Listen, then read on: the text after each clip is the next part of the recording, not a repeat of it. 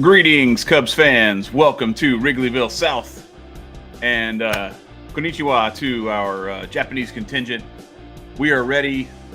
If Drew Smyly can just get out of this inning, we will get to see Seiya Suzuki coming up in the bottom of the second. So far, I mean, honestly, look, Drew Smyly's pitched into some really bad luck so far today.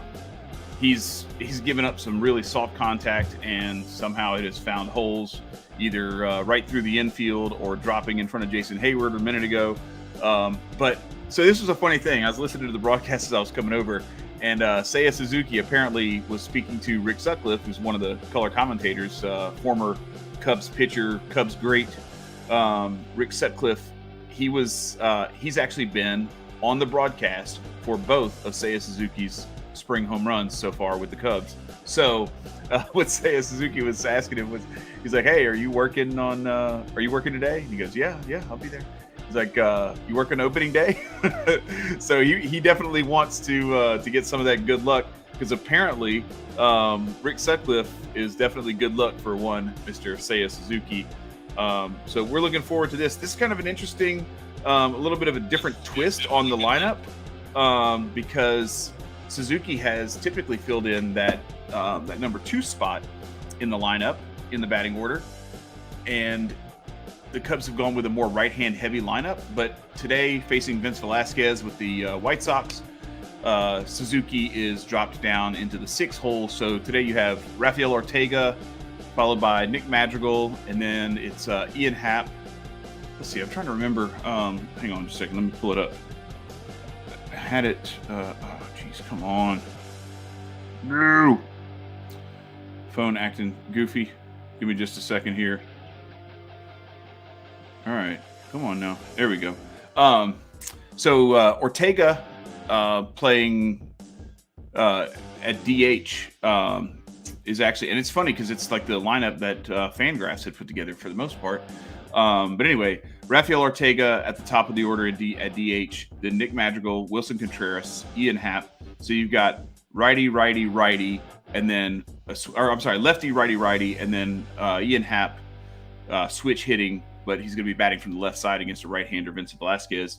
And then Schwindel at first base, batting right-handed, and then Suzuki in the 6th hole playing right field and batting from the right side. Then you got Hayward, a lefty, in center field. VR, a switch hitter, going to be batting from the left side at third base. No Patrick Wisdom today. And then Nico Horner rounding out the order at shortstop in the 9th hole, and kind of providing that secondary leadoff spot. So we got 2 outs here in the top of the 2nd, and David Ross is coming to get Drew Smyly.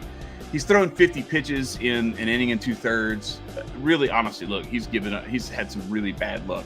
He's given up a couple of really soft ground balls on the infield that infielders couldn't make a play on, and gave up a bloop single in front of Jason Hayward, and gave up a seeing eye single through the middle of the infield.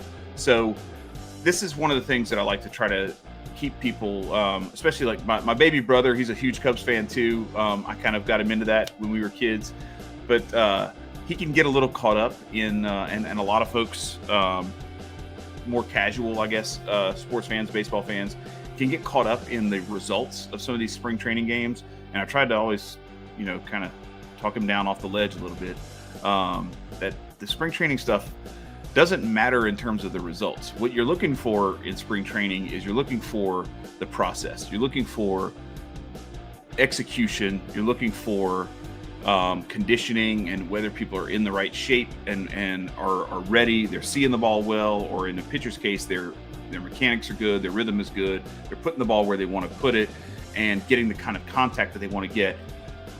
Having a day like today where the ball is just finding holes all day off of Drew Smyly, I don't look at that like, oh my gosh, Drew Smyly, this doesn't, he's going to be off to a rough start. No, not at all. I think actually he pitched really well today. The results just do not show it. He's down 4-0 after an inning and 2/3. Looks kind of ugly, but it's not as ugly as it seems, because if you watch the game and you see the kind of contact he was giving up, it's not that concerning. Now, he did give up a couple of loud outs too, so I'm not going to shy away from that. But a lot of the contact that he was giving up was weaker, and so back to this starting lineup. This could be a little bit of a foreshadowing of what we will see against some of the harder throwing and maybe more slider, cutter based starting pitchers from the right side in the National League, possibly even opening day with Corbin Burns for the Brewers, where you see, instead of Suzuki in the 2-hole, where he bats against lefties and maybe against some of the weaker throwing right-handers in the National League, you could see him drop down into that maybe 5th or 6th spot in the lineup. And I think it makes sense because he's a really good hitter, got really good power, but you really want to kind of mix it up at the top of the order to prevent that pitcher from getting into a rhythm. So having a lefty at the top and then having Happ from the left side as a switch hitter in the middle of the order, and then Hayward right behind Suzuki from the left side, followed up by VR, also batting from the left side right there. And then you get back, you really kind of split it up to where you end up with 4 lefties and 5 righties in the lineup, and they're all kind of sprinkled throughout. Makes it a lot better, and also it takes a little bit of that pressure off of Suzuki, especially on opening day, to necessarily feel like he has to carry the load in that, starting off what would be the middle of the order after the leadoff man. So we will see if the Cubs can get out of this top of the second inning, and then we will go on. We'll just go through Seiya Suzuki's at bat, and maybe a little bit. We'll go through the bottom of the second. This is going to be a short episode, probably only about 10 or 15 minutes, because I do have plans today. Got kind of a cool thing going on.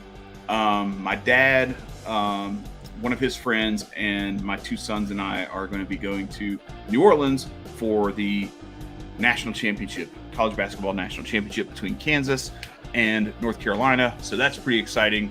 Pretty pumped about that, as Eloy Jimenez pops up and the Cubs are coming to bat. So here we go. It's going to be Ian Happ, followed by Frank Schwindel, followed by you-know-who, Seiya Suzuki. 22 World Series Cardinals versus White Sox. Okay. I don't know. You think the Cardinals are going to have the pitching that they need to get that done? I mean, obviously they went out and bought bats over the last few seasons, but I don't know. I don't know if they have. Can that pitching staff continue to hold up? How long is Wainwright going to be able to keep it going? And then so you got what's the guys? Flaherty. I don't know. Is Reyes healthy? I don't remember if Reyes is healthy or not. I thought he was hurt again. Maybe I'm wrong. They just seem to always have like some major arm injuries, and I don't know. We'll have to wait and see. I kind of like honestly the Dodgers or the Braves. The Braves are, I think, in position to possibly repeat. They lost Freddie Freeman, but they went out and got Chapman. So like it's just kind of I wouldn't say it's an even trade, but it's a good a solid replacement. So we are in a commercial. We are eagerly awaiting Ian Happ coming. At one point I'm gonna pull up. I have some pictures and stuff. So I'm in Louisiana. That's why the name of the podcast is Wrigleyville South, for those of you who don't know. And there's a minor league affiliate it's been a few different teams over the years. Most recently the Marlins, but I'm not even sure who the Baby Cakes, which is a terrible name. They used to be the New Orleans Zephyrs. Now they're the New Orleans Baby Cakes. I hate the name, but it is what it is. But anyway, we have gone down there. I've taken my boys, taken my parents and stuff to go down, and okay, they're all right. So we got a little bit of time. They're in traffic. Anyway, we've gone over there to see the Cubs play some minor league ball, the Iowa Cubs, AAA. And one of the things that's been cool is my boys have gotten to meet a couple of the Cubs players, the up-and-comers, so to speak. And one of those guys was Ian Happ. They actually got to meet him and got autographs and everything. Took pictures with him and all that stuff. So I'll pull that stuff up at some point. I was actually at the stadium when Chris Bryant hit his final minor league home run in his entire career. He was playing for the Iowa Cubs. They were playing in New Orleans, and he hit a bomb. And the next day, he got the call up in 2015 to come to the majors. 1-2 count on Ian Happ, and we are waiting to see if the Cubs can maybe put a dent in this 4-0 lead that the White Sox have. I don't mind that White Sox pick, by the way, Mozart. The rotation that they have is pretty solid as long as Lance Lynn can come back from that injury. He just suffered a knee. I wouldn't call it necessarily an injury. He just left with I think they said it was left knee discomfort, but he's going to be out for like 4 weeks. So we'll see if that lingers, or God forbid, ends up causing him to try to overcompensate for it, for the pain and putting more stress on his shoulder or his elbow. Or his back, that could be tough. That was a big cut by Happ, 3-2, but man, he took a whack at that one. Velasquez is pitching a lot better today than he was earlier in the spring. He came into this game with a 7 ERA, and Smyly came into this with a 1.93 ERA, and it's kind of flipped on its head today as Velasquez is really pitching well, although he walks Ian Happ here, and Smyly kind of got his head kicked in. He pitched well. He just didn't have any. He had terrible luck. But anyway, so I'm at this. They had a doubleheader for that game with Chris Bryant, and I was like dead set on going. I went with my brother, not my baby brother, but I have like 2 brothers. The older one, they're both younger than me, but he's the older of the 2. And so we got there. We had to wait for him to get off work. It was raining. There was a rain delay. And so we thought, all right, we're still going to get there before the game starts. We got there just after the game started, and we're walking up to the stadium, and we hear like crowd noise. And we're like, oh, okay, what's going on? We get onto the ramp, and they're like, oh, you just missed Bryant's home run. I was like, oh my God. So we go up into the stadium. We get to see one defensive sequence where the Cubs are in the field. It's the second game of the doubleheader, and Bryant's right there at third base, and we're on the third base side. So we got we're right there watching the action, and he's in there doing his thing, but he never batted again because the rain started coming down, and that was it. They called the game, and Bryant never saw the field in a minor league game again. He may have had a rehab stint at some point over the last few years, but that was the last time he played a minor league game as a minor leaguer. Everything else was in rehab. He was a monster. He won Rookie of the Year that year, won MVP the next year. Cubs won the World Series. The rest is history. But yeah, so I regret we didn't stick around after the game, because we probably could have met him, got autographs, pictures, and all that stuff. So we started doing that the next year when I went with my boys, and it's 2-1 now on Contreras with Ian Happ at first. But anyway, got to meet Albert Almora, Jeimer Candelario, who is now with the Tigers. Got to meet, like I said, Ian Happ.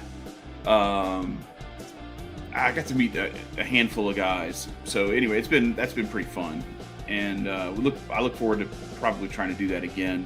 Especially now that I got the podcast, I might go over there and actually do some interviews for the show. Doubt I'll get a chance to meet or interview Seiya Suzuki, but if I do, let me tell you, you're going to see it here. And I say that because, listen, I can recognize that as I've looked at the analytics for this show, we've had a lot. I don't really promote this show anywhere but here. I post the episodes and we talk about it. By the way, while I'm here and remembering that, if you're watching this, whether you're watching it live or you watch it later on the playback, hit the subscribe button, hit the like button, but also make sure you share this. Share this with any baseball fans you have, because we're going to talk all sorts of baseball. It's going to be focused on the Cubs, but we're going to be. Oh, I'm sorry, that wasn't Contreras. That was Frank Schwindel. I wasn't watching. I just saw the count and wasn't even looking at who was batting. So here comes Seiya Suzuki, and that brings me to my point, which is I've noticed watching the analytics that almost half of the viewership of this show is coming from Japan. There was one episode where we had almost 100 views, and like 60 of those were from Japan. So I recognize that the man who's at the plate right now, one Seiya Suzuki, is a big part of the reason why this show is getting some of the viewership that it's getting.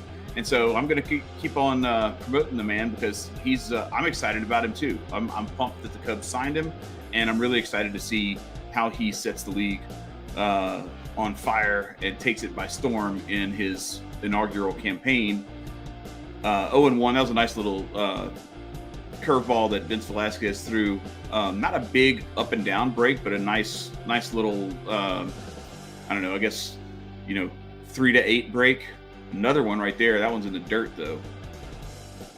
Suzuki doing a good job of laying off of it, too, because that one started off like, center cut and dipped late, but very quickly into the dirt, and he did a good job of laying off of it. So 1-1 count now, 1 out, and we're in the bottom of the second with Ian Happ at first. And we're going to see, because I would love for Seiya Suzuki to get a hold of one while I'm watching it live with you guys. Velasquez tried to buzz the tower there. That's it. He almost hit Nick Madrigal in the face in the first inning, and he's lost control arm side on a couple of those where he's trying to dial it up a notch or two, and he loses control of it to the arm side, and it flies up into the face of a right-handed hitter, and that was right up under the shoulder of Suzuki. 2-1 now. So here we go. Buzzed him again. Just not quite as high, but very tight, right around that elbow guard that Suzuki wears. So now it's a 3-1 count. Hitters count. Let's see if Velasquez even gives him anything to hit. That's the other thing that's going to be interesting to watch, is how does Suzuki respond to people not pitching to him? Is he going to expand the zone and start chasing, or is he going to just take his walks and pass the baton? As that one buzzes inside again, Velasquez losing control to the arm side, and this may be part of where he's had some of his struggles. I haven't seen him pitch this year. I just looked at the numbers, and he's been bad. He's given up 3 home runs in 6 innings.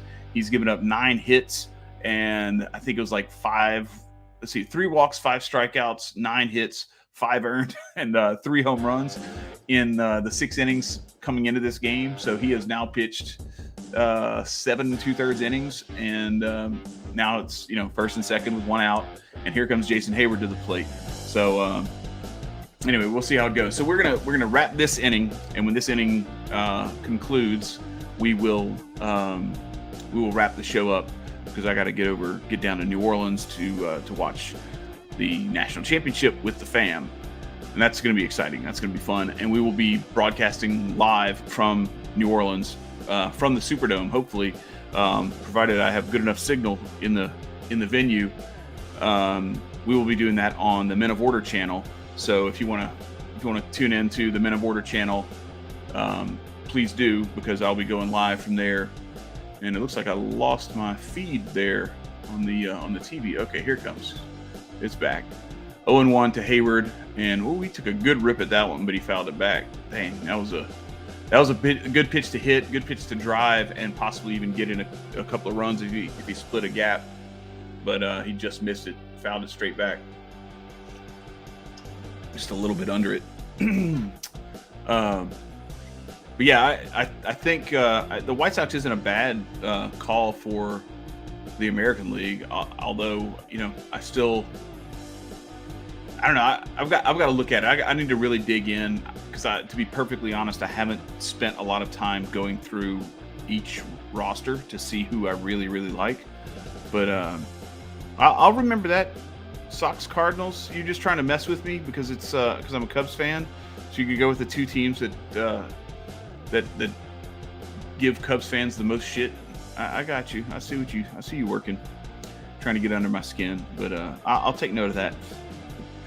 So Hayward strikes out. We got 2 gone here in the bottom of the second. Cubs down 4-0, and up to the plate steps Jonathan VR, batting from the left side, playing third base today in place of Patrick Wisdom. Probably not a bad call, because Wisdom batting from the right side might have a little more difficulty with the slider and the cutter from Velasquez. And so we'll see if maybe VR can put a charge in one, or at least slap one somewhere and get a run home. Hap should be on the move, at least with contact, but possibly even take it off if there's a favorable count for it. You get to a 2-strike count. Not a bad idea to head off. And I don't know what's going on. We got some weird weather stuff going on or something, because I'm having some signal issues on this screen. But nonetheless, we are here and we are continuing to bring you the action. 0-1 count to VR, 2 outs, and he fouls one back. It's 0-2 now. Didn't look real good on that swing. Looked like he was a little bit behind it. Maybe mistimed it. A little off-speed piece. So I can actually kill this one. So I'm not going to be bringing any of this stuff up. So we may only be on here for one more pitch unless he can keep this inning alive here. There's another one where Velasquez kind of let it fly, arm side, lost control of it.